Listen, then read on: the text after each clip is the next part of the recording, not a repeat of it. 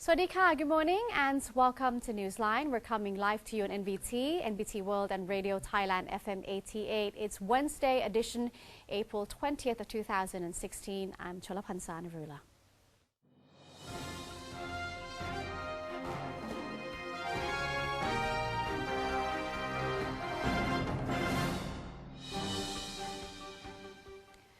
Let's begin with today's segments of Thailand Moves Forward. The government has launched a new website that's govspending.data.go.th aimed at monitoring the public sector, reducing corruption and gaining public trust. Prime Minister General Prayut Chan-o-cha said on Tuesday that the website is part of efforts to create unprecedented transparency in the Thai government over how taxes are spent on projects at the national, regional and provincial levels. He said this transparency allows citizens to monitor and quickly report any irregularities. Information and Communication Technology Minister Dr. Uttama Sawanayon said his ministry and the Electric Government Agency or EGA were assigned to develop the website govchannel.go.th where people can communicate with the government. He said recently the agencies have developed additional services under GovChannel, including GovSpending website. Later in the day, the EGA, Budget Bureau, Comptroller General's Department and Public Sector Anti-Corruption Commission signed a memorandum of understanding on developing new technologies and bringing services from various government agencies to the GovChannel website. The Public-Private Collaborative Committee, or PPPC, has assured Prime Minister General Prayut Chan-o-cha that it is committed to fostering social equality and raising Thailand's competitiveness.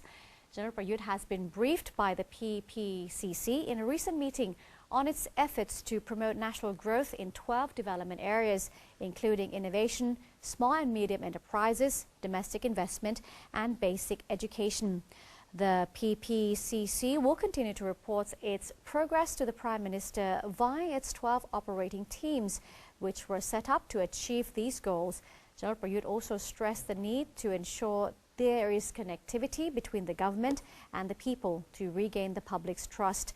The Premier urged all sectors to help expedite national reforms by promoting a greater understanding of the administration's roadmap, which must be achieved next year.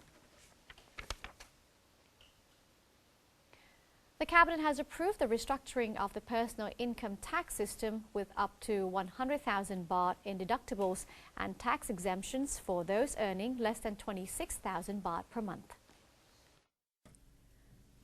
Finance Minister Apisak Tantiwarawong revealed that the Cabinet has approved the proposal of the Ministry of Finance on the restructuring of the personal income tax system, which includes adjustments to the percentage of tax deductions from business and copyright expenses.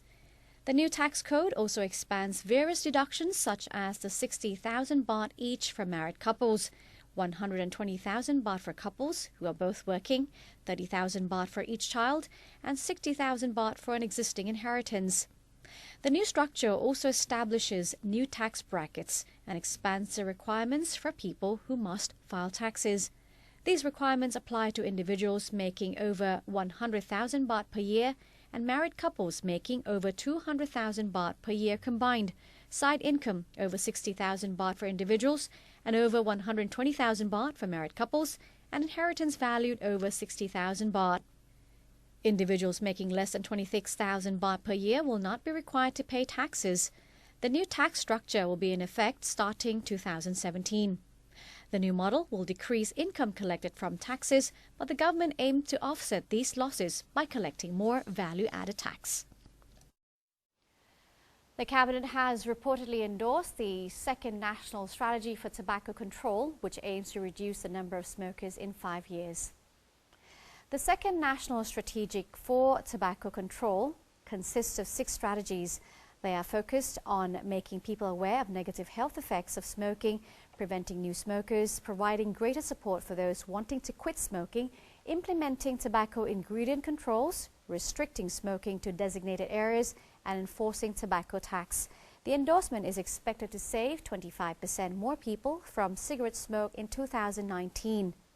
The Cabinet has also given the green light to a proposal that will enable physical education teachers to become civil servant employees. in a bid to solve teacher shortages.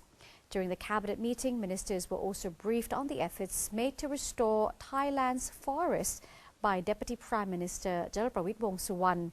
He said local residents have already been asked to cooperate with authorities conducting the restoration process, which will start in Chiang Mai and Nan provinces. Meanwhile, Deputy Government Spokesperson Major General Wirachon Sukontapatipak announced other resolutions of the weekly cabinet meeting. Now turning to special measures to assist low-income earners, the Cabinet has approved the National Housing Authority Investment Plan for public housing for the years 2015 to 2017. This investment plan covers 116 projects that will provide services such as temporary rental housing for low-income earners, as well as projects to revive areas around the Dindang district in Bangkok. This will come in the forms of improved transportation links, more family services, and cooperation with the private sectors to enhance the quality of life for local residents and to develop a center location in Bangkok that has long been neglected. Along with this, the Cabinet gave its approval for the first phase of the project to be carried out. This will see the start of 43 projects on housing and community services for low to medium income earners involving more than 11,000 housing units. Staying with the issue of public housing, Cabinet has also approved another project known as the Thanarak Pacharat Housing Project. The project will involve the use of the government land for the construction of the public housing.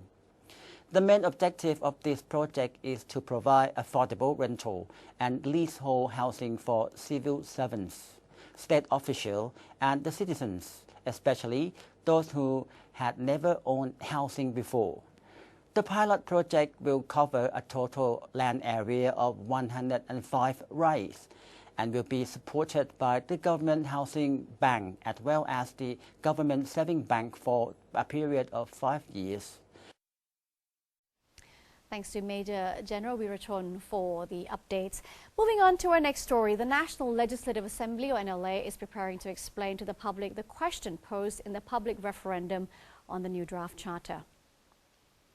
NLA spokesman Jet Siratranun said that the special committee in charge of collecting public feedback on the charter drafting process, which is chaired by the NLA's first Vice President Surachai Lingbunlerchai, has scheduled a meeting on April 25th to discuss trips to visit people across the country to explain the public referendum question. Mr. Jet said that the NLA members will join members of the Constitution Drafting Commission, or CDC, on their trips to reach out to people in order to save on expenses. The legislature will only focus on the referendum question, while the CDC will be in charge of the draft charter. Meanwhile, the CDC is preparing a guide for training volunteers to inform the public on the contents of the draft constitution. The guide will include details on important sections such as rights and freedoms, the electoral system, and the powers of the government and courts. The CDC recently held a press conference unveiling a full version of the draft constitution to the public, with summaries on the 279 sections and infographics on major sections to be submitted to the Election Commission to distribute to the public.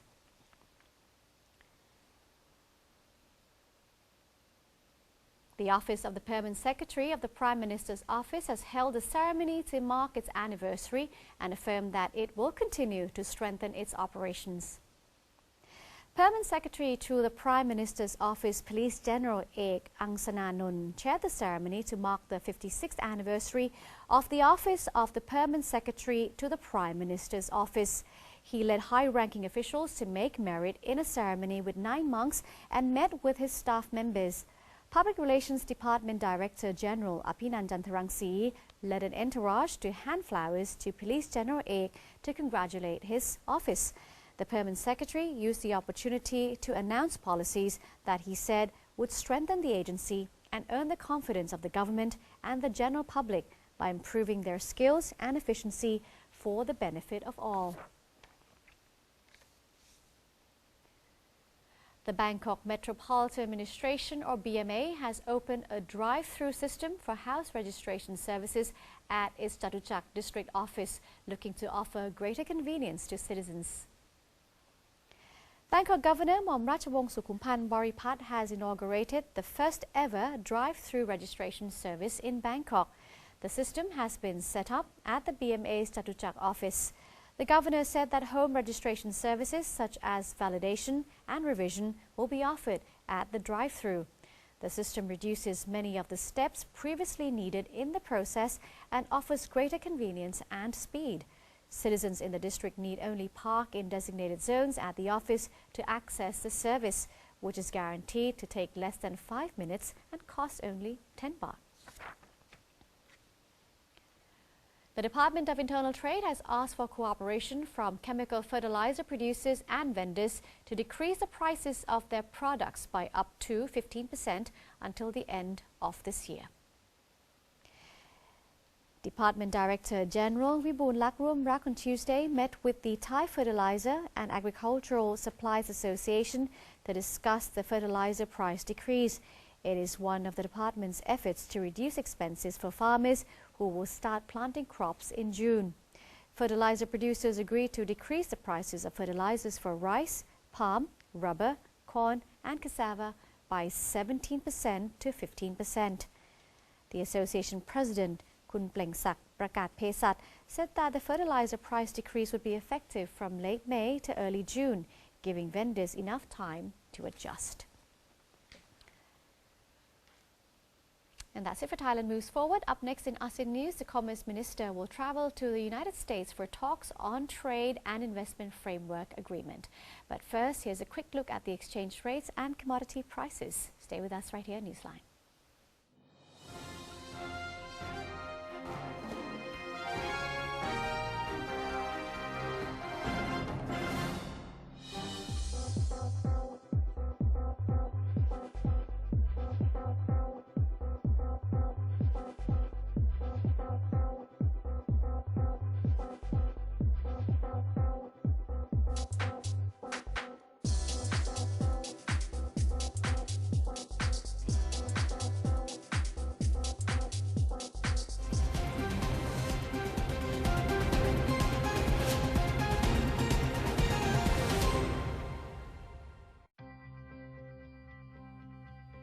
If the earth is your home,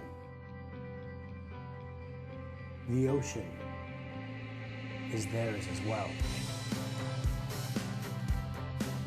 Working together, the government and private sector can solve all the issues currently facing the Thai fishing industry. From legitimizing fishing operations to helping out our fellow fishermen and collaborating with international parties.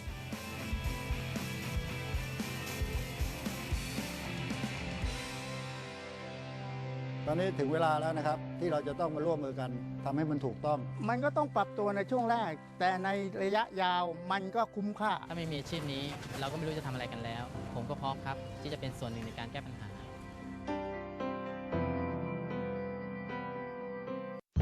Pad Thai, created from Thai wisdom, used to be served on banana leaf, and the banana tree is used for practicing Muay Thai. Muay Thai was trained in the temples, which can be found on the mountains, in the caves, or on the water, everywhere, just like Pad Thai. There are thousands of other stories to discover. Discover your amazing stories in amazing Thailand.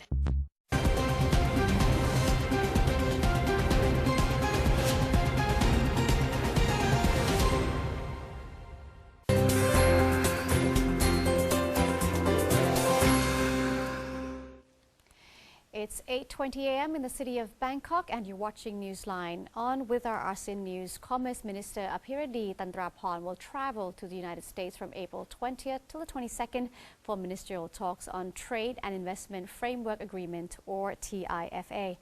According to the Commerce Minister, her visit to the U.S. will serve as an opportunity for the two countries to discuss the possibility of expanding bilateral trade, investment and economic ties for the first time in 13 years. The Commerce Minister is planning to push for duty-free exports of Thai coconut water and travel products to the U.S. under the Generalized System of Preferences or GSP program. The GSP extended coverage to Thailand until 2017. The U.S. also wants Thailand to serve as a hub of alternative energy investment in ASEAN. Mrs. Apuridi forecasts exports to the U.S. to grow by at least 3% this year once GSP has been approved for more products from Thailand. The Ministry of Commerce and the Software Industry Promotion Agency will jointly organize the Bangkok International Digital Content Festival 2016 to showcase Thai digital content. The event will take place from April 22nd till the 24th at Siam Paragon under the theme Digital Content on the Rock. Digital content by Thai people such as smartphone games and animations will be exhibited at the festival. There will also be activities to provide knowledge about careers in digital content. The department expects that the event will help promote the potential of Thai digital content producers. It is the Thai government's policy to promote Thailand as ASEAN's digital content hub. In 2015, Thailand's digital content exports were valued over 1.6 billion baht, expanding 10% from the previous year. This year's growth target is set at 15%. The LED Expo and Thailand Energy Saving Week 2016, the biggest exhibition in energy saving technology in ASEAN, has officially launched on Tuesday, along with the Printed Circuit Board or PCB Expo 2016 in Mueang Thong Thani. Or EGAT, Impact Exhibition Management and MEX Exhibitions. The three events, which are being held from now until Friday, April 22nd at Impact Mueang Thong Thani, showcase the latest innovations in LED lightings, displays and other energy-saving products and technology from more than 500 related business operators across the globe. Energy Minister General Anantaporn Kanchanarat stated that in order to cope with increasing energy consumption in Thailand, the ministry has created policies related to energy management, with a target of reducing carbon dioxide emissions by 30% by the year 2036 or 23,000 tons per year. The plan involves drafting energy conservation laws and measures to label energy efficiency on electrical appliances, promote energy-saving practices, encourage the use of LED lighting, and provide support for the development of clean energy. Meanwhile, the Ministry of Commerce has joined with the private sector to hold the 41st Bangkok International Gift Fair and Bangkok International Houseware Fair, or BIG and BIH 2016, looking to bolster the lifestyle goods industry. The event is taking place at Bitek Convention Center and will serve as a stage for lifestyle designers to showcase their business potential, as well as to assert Thailand's status as the ASEAN hub for lifestyle products. The scope of this year's fair has been expanded from previous incarnations to make it more international, so that Thai producers can attract buyers from across the world. The fair is displaying goods from throughout ASEAN, China, Japan, South Korea and India, with more than 600 companies taking up 1,600 booths. Organizers expect at least 50,000 people to visit the fair and strike business deals valued at 1.6 billion baht. Entrepreneurs are invited to BIG and BIH 2016, which starts today and ends on April 21st. The general public can attend its retail days from April 22nd until the 23rd.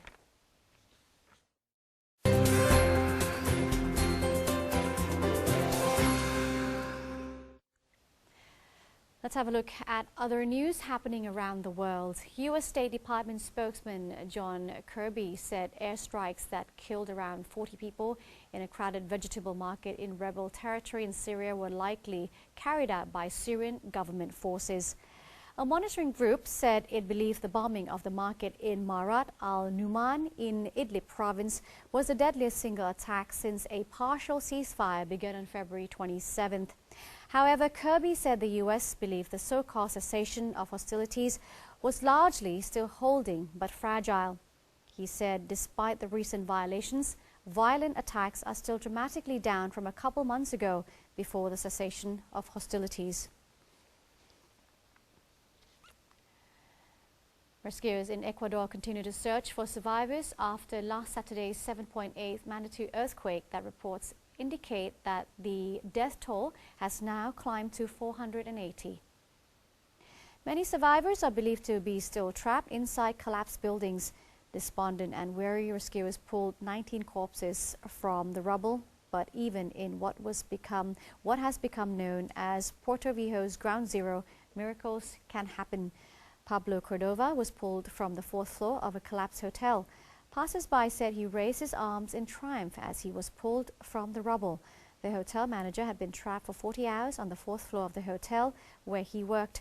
Cordova managed to make a cell phone call to his sister, who alerted the rescuers.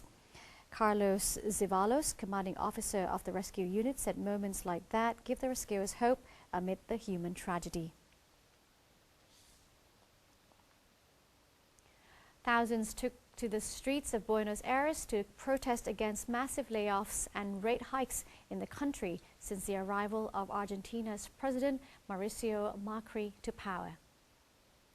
Holding banners and banging drums, workers affiliated with the Association of State Workers, Confederation of Workers of Argentina, and social and cooperative movements marched through the streets along Avenida de Mayo towards the Labor Ministry in downtown Buenos Aires. There, they joined others who had marched from other parts of the city. Macri, Argentina's first non-Peronist president in more than a decade, was elected on promises to end leftist populism and revive the South American nation's ailing economy. One of Macri's first moves in power was to slim down Argentina's bloated public payroll, firing thousands in a bid to tame a ballooning fiscal deficit. He also eliminated general subsidies and tamed water and power bills. According to Eduardo Belliboni, who leads the Workers' Party, the cuts have affected the poor tremendously. The divide between technology companies and law enforcement over the issue of encryption came to the foreground at a congressional hearing on the issue. During the hearing called by a House Energy and Commerce Subcommittee, a lawyer for Apple Incorporated said the company has been asked by Chinese authorities within the last 2 years to hand over its source code, but refused in response to U.S. law enforcement criticism of its stance on technology security. The congressional testimony highlighted an issue at the heart of a heated disagreement between Apple and the FBI over unlocking encrypted data from an iPhone linked to last December's San Bernardino, California shootings on how much private technology companies should cooperate with governments. Law enforcement officials have attempted to portray Apple as possibly complicit in handing over information to China's government for business reasons or refusing to cooperate with U.S. requests for access to private data in criminal cases. Apple has previously denied the accusation that it cooperated with China and handed over the source code that underlies its products as a smear originating from the U.S. Department of Justice's effort to force Apple to help unlock the iPhone 5C used by one of the 2 San Bernardino killers. Technology and security experts have said that if the U.S. government was able to obtain Apple's source code with a conventional court order, other governments would demand equal rights to do the same thing. And that's it for today's edition of Newsline. Thank you very much for joining us. Our email address is newsline.nbt@gmail.com. So if you do have any suggestions or comments, please feel free to write to us. Today we say goodbye with a 20-kilometer long gorgeous roadside scenery in Phayao province, which is decorated with Thai crepe myrtle. I'm Chalapansana Rula. We'll see you tomorrow right here at Newsline. Sawasdee ka.